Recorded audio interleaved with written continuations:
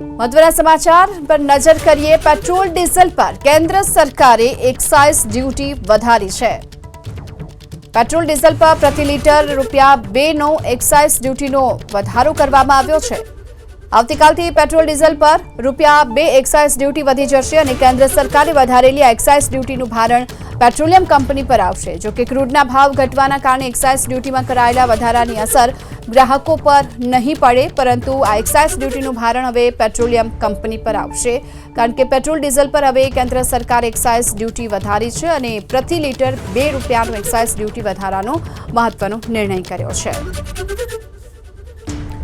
तो આવતીકાલથી જ પેટ્રોલ ડીઝલ પર ₹2ની એક્સાઇઝ ડ્યુટી વધી જશે। પેટ્રોલ ડીઝલના લાગતી એક્સાઇઝ ડ્યુટીમાં કેન્દ્ર સરકારે વધારો કર્યો અને કેન્દ્ર સરકારના નાણાં મંત્રાલયે જાહેર કરેલા પરિપત્ર મુજબ પ્રતિ લીટર પેટ્રોલ અને ડીઝલના ₹2નો વધારો આવતીકાલથી લાગુ કરાશે, કેમ કે ક્રૂડ ઓઇલના ભાવમાં જે સતત ઘટાડો થઈ રહ્યો છે, એવામાં કેન્દ્ર સરકારે એક્સાઇઝ ડ્યુટીમાં જે વધારો કર્યો છે તેનું સીધું ભારણ ગ્રાહકો પર આવે તેવી શક્યતા નહીવત છે।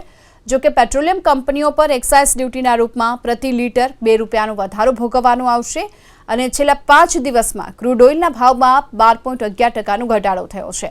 હાલમાં અમદાવાદમાં પેટ્રોલનો ભાવ ₹94ની આસપાસ છે।